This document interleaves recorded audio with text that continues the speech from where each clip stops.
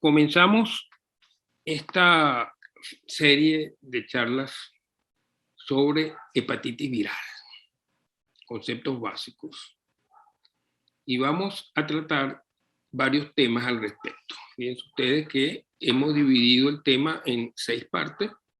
La que vamos a tratar en este momento es la parte virológica, o sea, vamos a conocer el virus de la hepatitis o los virus de la hepatitis.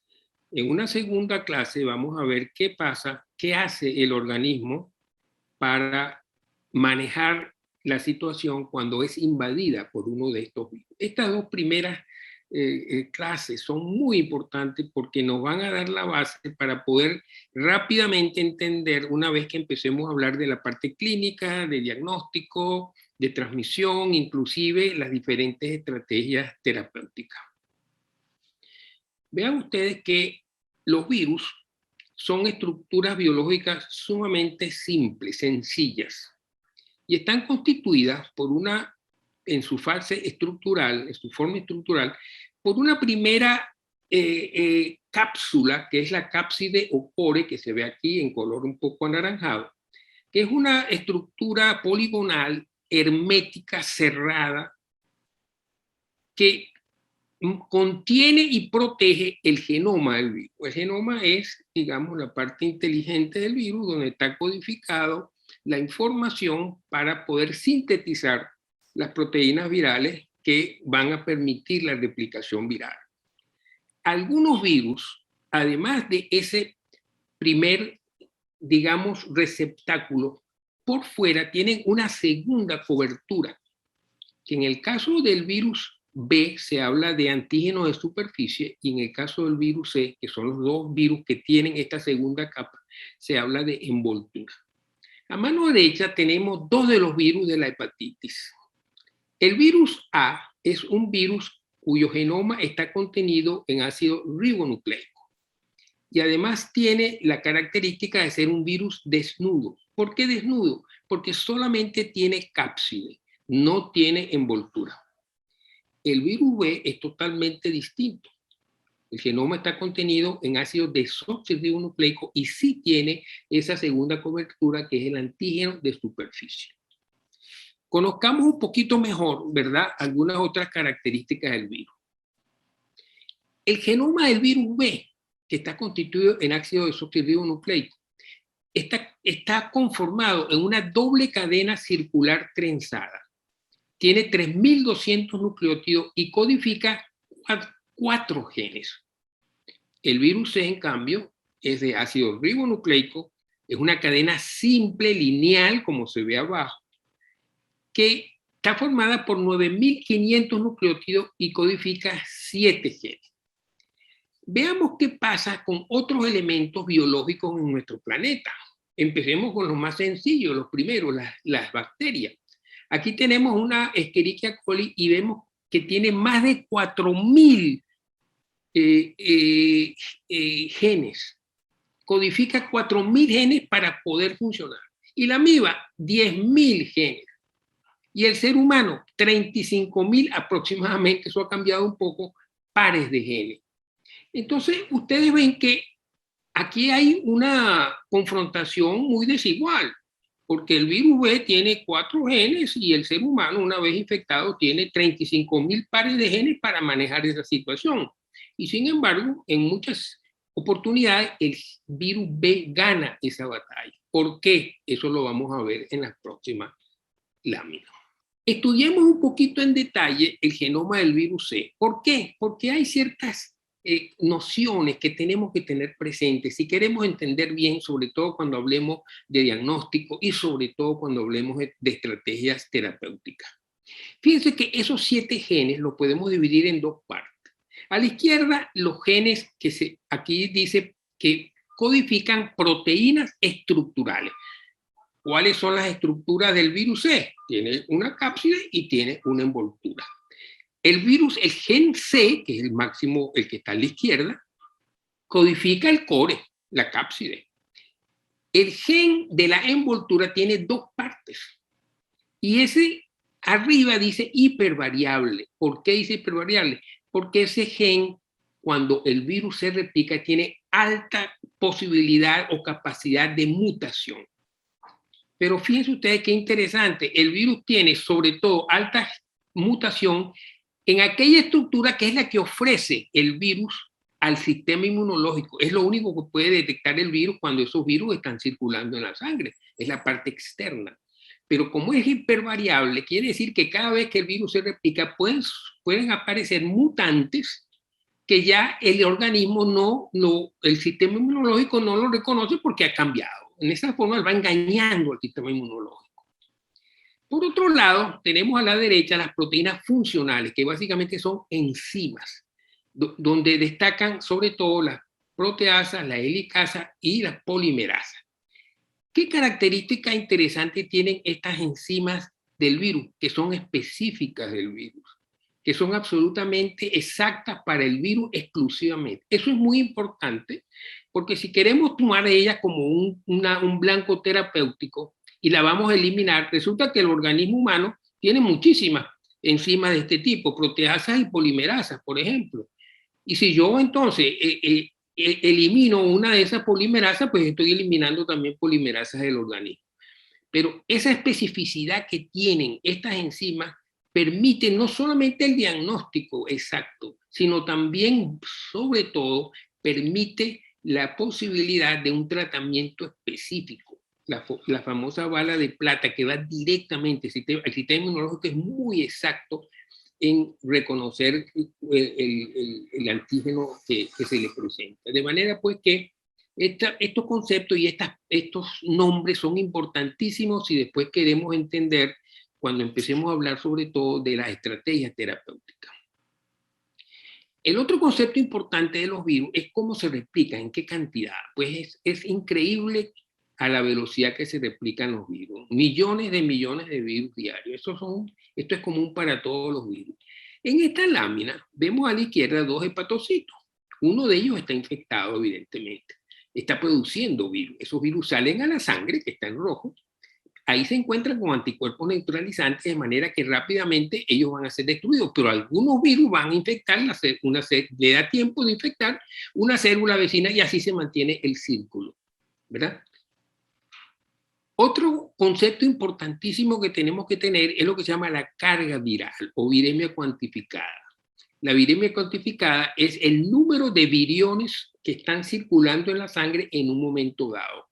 Y eso es directamente proporcional a el grado de replicación. Más replicación, más virus circulante. De manera pues que tenemos una manera de nosotros poder calibrar el grado de replicación del virus. ¿Qué necesita el virus para poder replicarse? Esto es muy interesante. Los virus no tienen organelas, no tienen mitocondrias, ribosomas, ni tienen todas las enzimas y otras sustancias indispensables para poder replicarse. Ellos necesariamente tienen que invadir una célula y esa célula tiene que estar viva y sana. La invaden entrando y saliendo sin lesionarla. Ya veremos cómo. Fíjense que los virus de la hepatitis son en ese sentido muy inteligentes. Ellos invaden al hepatocito, utilizan todos los mecanismos que necesitan de la célula, pero dejan que la célula siga funcionando. O sea, vamos a suponer que utilizan el 20 o 30% de la capacidad funcional, pero le queda un 70-80% de la... Ellos no lesionan la célula. Ellas entran, se replican y salen sin lesionarla. ¿Y cómo hacen para entrar? Bueno, en ese caso, nosotros tenemos que, digamos, aceptar y estudiar el concepto de tropismo.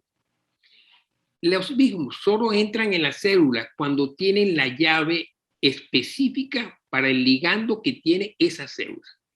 Y al hacerlo, se va a producir un proceso de endocitosis que va a introvertir el virus. La célula, además, tiene que tener, además de que deja entrar al virus, tiene que tener todos los mecanismos necesarios para que el virus se replique. Eso no es común a todas las células. De manera pues que los virus de hepatitis han escogido, o la naturaleza les ha permitido entrar en el hepatocito y encontrar en el hepatocito todo lo que necesitan para replicarse. Eso es tropismo. Ellos son hepatotrópicos. Fíjense ustedes entonces ya en detalle, para entrar, Ellos se adosan, como se ve aquí en la lámina del medio, se adosan al receptor específico y la misma membrana plasmática lo va a englobar, le forma como una vesícula y la interioriza. Y una vez adentro, esa vesícula se abre, sale el virus y empieza a realizar todo lo que él necesita para replicarse. Recuerden que la función, la meta del virus es trascender, ¿verdad? Es sobrevivir y para ello tienen que replicarse. Eso es lo único que ellos hacen, mantener aquellos genes específicos persistentes. No todos los virus tienen esa capacidad de que, por ejemplo, los virus salgan por exocitosis.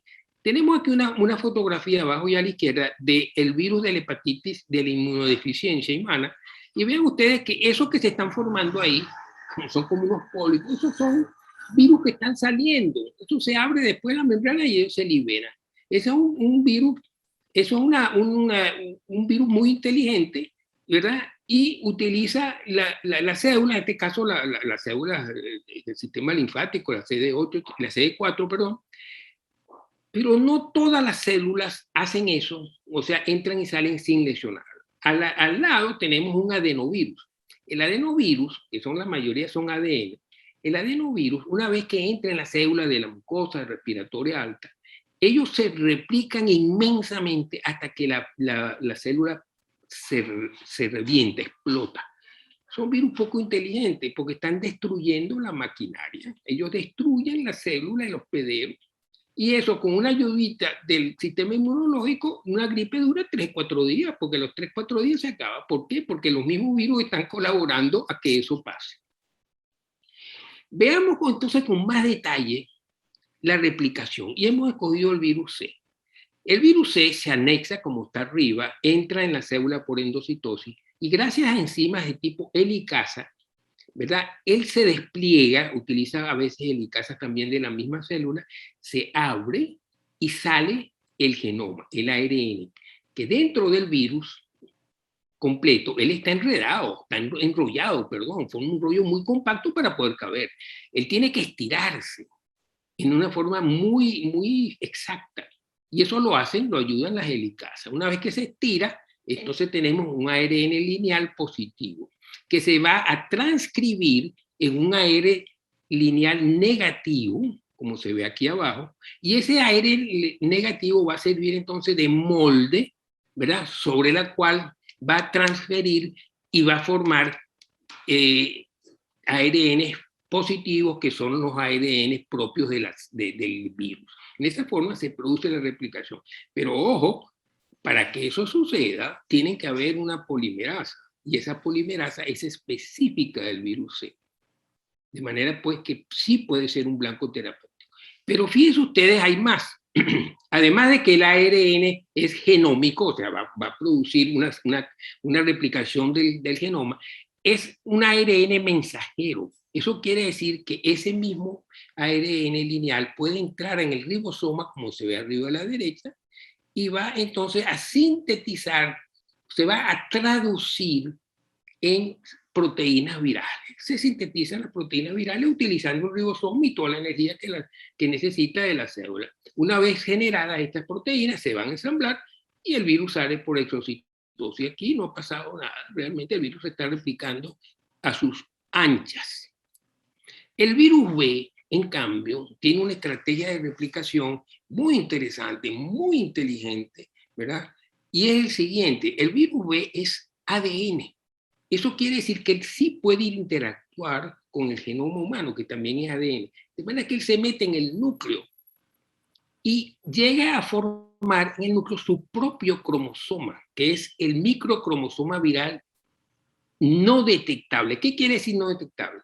Acuérdense que el sistema inmunológico no puede entrar en las células. Ellos no tienen permiso para entrar en las células. Ese microcromosoma viral allí, si la célula no se está replicando, sencillamente no hay forma ni manera de saber que está ahí. Y si la célula se replica, la misma, si el hepatocito se replica, él también se replica junto con el resto de los cromosomas del hepatocito. De manera pues que el ADN actúa como un reservorio viral. Eso es muy interesante porque eso le da una capacidad de mantenerse en el organismo indefinidamente. indefinidamente, y eso no hay forma hoy por hoy de poder resolverlo. Entonces, aquí tenemos que hablar un poco de lo que son las infecciones crónicas, que son únicamente el virus C y el virus B. Los otros virus, el virus A y el virus E, etcétera, no tienen esa capacidad de mantenerse en forma crónica, aunque hay algunas dudas sobre el virus E, en alguna forma, que eso lo veremos en charlas subsiguientes. Entonces, fíjense ustedes que el virus B, cuando no está replicando, no hay forma de que se detecte. Y ahí está metido el ADN CCC del virus. Cuando se replica, es distinto, empiezan a salir virus, el sistema inmunológico se da cuenta que están saliendo virus, que quedan rastros inclusive en la membrana, y va a ir a destruir la célula, que es la única manera que tiene para resolver el problema. Él no puede entrar al núcleo, sino que destruye esa célula completamente. Entonces, la infección crónica del virus C es distinta. No es porque tenga un reservorio, sino que, como se ve a la derecha, él está constantemente replicándose y produciendo millones de virus. Y la única manera de que el organismo pueda eliminar ese virus es que tiene que matar hasta el último virus existente. Porque si queda uno solo y llega a infectar a otro hepatocito, eso se vuelve a replicar. De manera pues que la infección crónica, ¿a qué se debe? A la mutación. Él va constantemente cambiando y entonces el organismo establece una respuesta inmunológica, pero ya el virus cambia y se engaña al sistema inmunológico y así se permanece. El último concepto que tenemos que tener muy claro es que estos virus, la especie de viral, por ejemplo, el virus C tiene variantes, ¿verdad? Tiene variantes genómicas que se van a identificar, en este caso, con números. Hasta ahora generalmente se habla de 6 de ellos. Y tiene inclusive subespecies. Por ejemplo, el 1 puede ser 1A, 1B, 1C, etc. Tiene que esos virus, que son como hermanos, son todos de la misma especie, es virus C, pero es virus C1, 2 o 3 o 4, lo que sea. Epidemiológico, muchísimo, porque yo puedo saber exactamente de dónde provino una infección. Si yo puedo identificar los genomas, los variantes genómicos. Inclusive, estos variantes genómicos pudieran tener diferente acción sobre el organismo, o sea, o que son más infectantes o que producen una enfermedad más grave. El virus B tiene sus variantes y en este caso no hablamos de números, sino que hablamos de letras. Y vean ustedes interesante cómo el genotipo F del virus es el que está en Centroamérica, en Sudamérica, en Venezuela y en la Polinesia. ¿Qué quiere decir eso? Que esto apoya, ¿verdad?, esa teoría o ese concepto que se tiene de que los habitantes de la Polinesia que quedan allá en el medio del Pacífico vinieron de Sudamérica. El famoso Kon-Tiki, aquel que fabrican una balsa que puede llegar allá. Fíjense ustedes desde el punto de vista epidemiológico.